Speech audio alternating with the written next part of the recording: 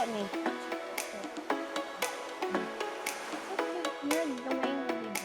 Bago na siya siyang luto. Pagtukuan, so like soft kayo siya. So yummy. Thank you pa. Yeah, you're welcome. Hello and welcome to Pinoy Spotlight. Today I'm joined by Alyssa, Pinyalyssa, and she is going to tell us a little bit about her story and her journey into becoming a maker. Tell us about yourself and the art that you create. I'm Alyssa.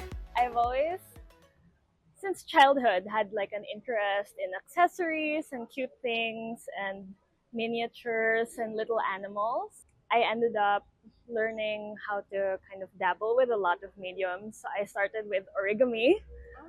And then because I like miniatures so much, I was like, how do I make my own miniatures? So I got into polymer clay. My parents saw that and encouraged it. So I got my first like pair of tools when I was 12, like pliers for earrings. And I still have them. I still use them until now. Yeah. So it started there. And so I make accessories. I started with earrings because I'm an earring girl. So I think you have to kind of follow what you want to make what you want to see in the world.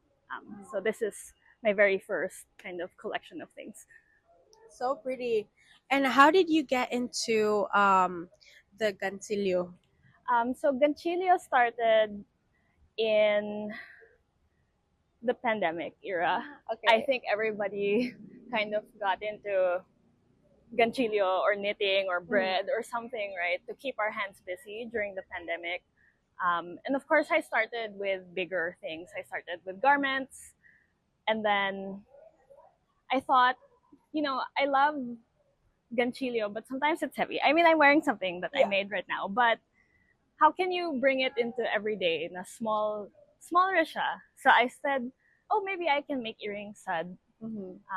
So eventually, And it's still I started within making, your. It's still within the like miniature, tiny Yeah. kind of sphere. So here's what I love ended up it. making. And also, I know this is not part of what you're selling, but I love your shirt. So tell us about your creation. This is inspired by kind of old Filipino fashion. So it's not quite like exactly like the old time camisa, but I love the pagoda sleeves of old kimono blouses, and I wanted to recreate that. And like crochet is so versatile, and I wanted to see like how can I take this thing that everyone does and make it like Filipino and make it Filipiniana. Yeah. So this is kind of how I ended up interpreting it, because I know like the love letter motif is also really trendy. So I was like, how can I combine all of these things that I'm interested in and make it into one object? Yeah. I love it. I mean, the red is very like a nice touch. My next question is, how does living in the Philippines influence your work, or how does Filipino culture show up in your work? So I think I made some earrings here that are parol.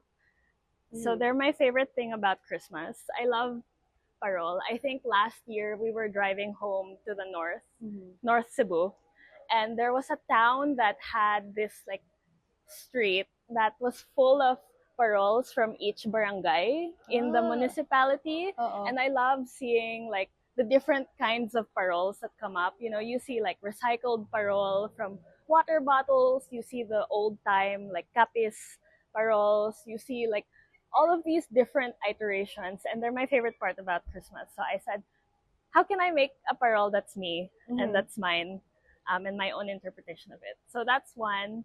The second is there's so many Filipino artisans that you can look towards and be inspired by. We have so many creative people.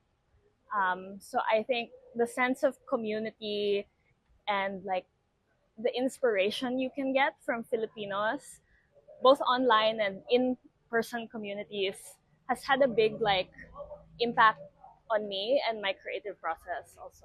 Ricola to the rescue. Ricola to the rescue. Okay, sorry about that. No, it's okay. Kung maglakaw ka diri, naa sa igsod nimo na ay duha ka parol Really? nga like made of recycled things. I took a picture of it earlier. I'll kind of flash it here. But kanang from bottled water. Yeah. It's so cool. I'm like, wow, Ginagay ko everyone sa is ana. so kanang creative. Question number 3. What was the biggest challenge that you faced early on, and what changes did you make to improve? The biggest hurdle wasn't necessarily with the material, but my mindset. I think you you have to believe that you're capable of bringing the ideas you want to life, and if you're not quite there yet, that you have the determination to get the skills that you want to have. So for me, I tried to research like this thing I want, how can I learn how to do that. So I looked online for what techniques can I implement into my work to make it better. um, who can I look to for inspiration.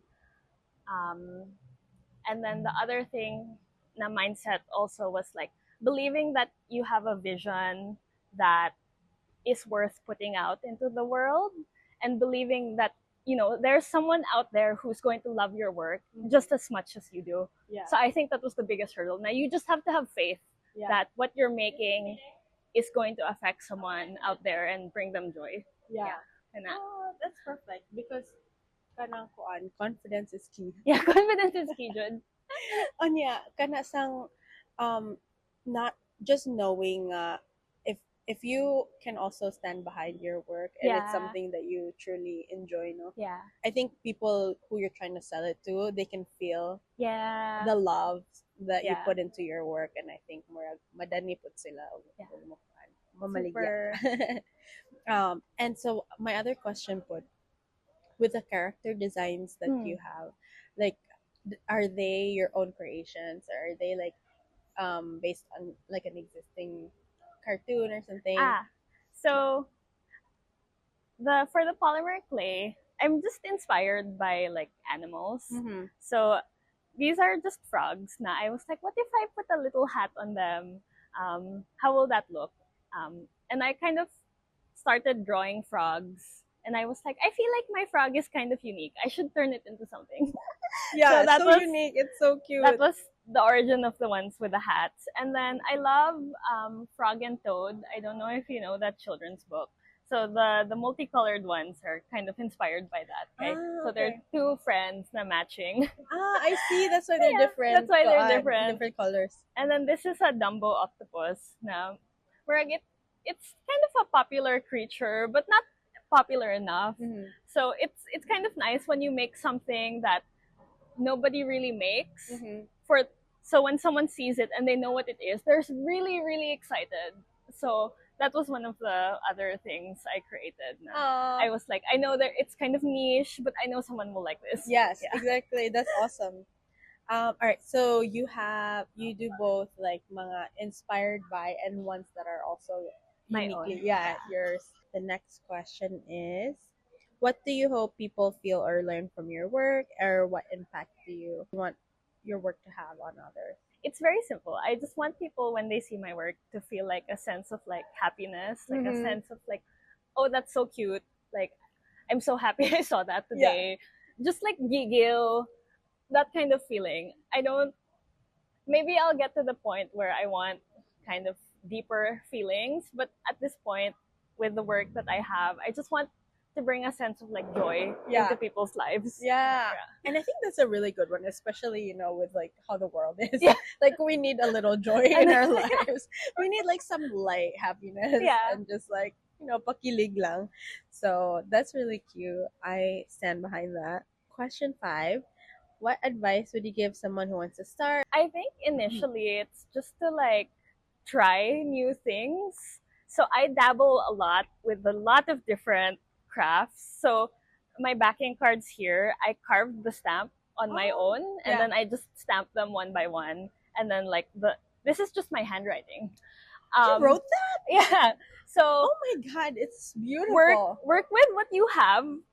Don't be afraid na, oh, I didn't get it professionally printed, or it's not that professional. Just work with what you have. Like some of these beads were just in my stash na I was making things for myself, and I was like, why don't I make this into something for others also?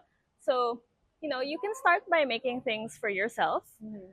You don't necessarily have to like monetize it initially, especially if you're like, maybe my work's not that good, but share your process with others online. Like, even if um, you're just making things for yourself, people still want to see that. Yeah. Believe that people want to see it. And then I'd say reach out to your community, like online and offline. Like I said, I'm inspired by so many other Filipino artists and artists from around the world who are working with a lot of different mediums that are not necessarily something I'd ever want to try. Like, I don't think I would ever try like woodworking, but Yeah. I love seeing it. Like, I love seeing the creative processes of other people, and then show up to local community events. Okay, here in Cebu, we have so many like creative spaces like Lost Book, Cebu Making Space, Atua, and so many others na just show up to the events that they put out, meet people, let other people know how their work affects you. People will also do that in turn. Na I did my first pop-up last December 19 to 21, and when people let you know how your work affects them, it's really like so heartening. I'm so grateful. So show up to events. You don't necessarily have to be a merchant agad, right? But come and support other people and like let them inspire you. Oh. Sad. Kinda. So, how often do you find mga events here? Do they typically do mga I tried kada buwan, like that? I try to do things like monthly at Oh, least. okay, yeah. Like I've done like what was this called? Visayas Medical Center had like yeah. a hobby hangouts. Nga, they were like, some people were doing miniature car racing, and then some people were doing a crochet workshop, and then other people were doing board games.